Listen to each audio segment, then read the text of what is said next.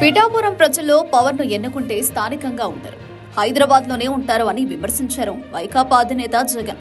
అది ఎంతవరకు నిజమో కానీ ప్రస్తుతానికైతే పవన్ పిఠాపురం లోకల్ గా ఉండడం లేదు.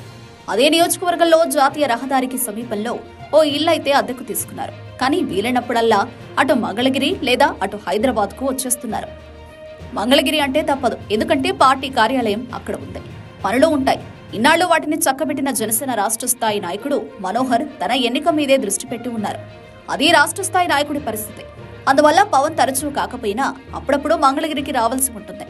నిజానికి టెక్నాలజీ పెరిగిన నేపథ్యంలో ఆఫీస్కు రాకుండానే పనులు చక్కబెట్టవచ్చు, అది వేరే సంగతి.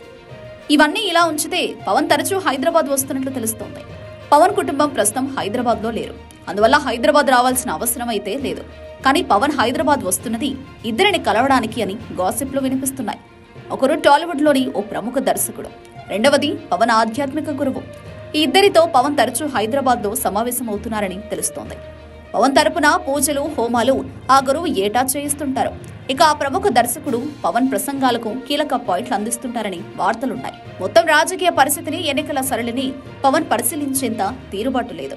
అందువల్ల ఇద్దరు సన్నిహితులు నిత్యం మీడియాలో, సోషల్ మీడియాలో వస్తున్న వార్తలు, ప్రచారం తీరు, ప్రసంగాలు తీరు అన్ని పరిశీలించి తగిన సలహాలు, సూచనలు ఇస్తున్నట్లు తెలుస్తోంది. పవన్ ప్రసంగాల్లో మాస్ పాయింట్లు అన్ని ఈ సినీ ప్రముఖుడి సూచనలే అని తెలుస్తోంది. అలాగే పవన్ ఆఫీసును ప్రారంభానికి, నామినేషన్ ముహూర్తం ఇలాంటివన్నీ ఆ ఆధ్యాత్మిక సలహాదారు తన పనిగా చేసుకున్నట్లు తెలుస్తోంది. ఎప్పుడు హైదరాబాద్ వచ్చినా ఈ ముగ్గురు భేటీ మాత్రం పక్కాగా మిస్ కాకుండా ఉంటోందని తెలుస్తోంది.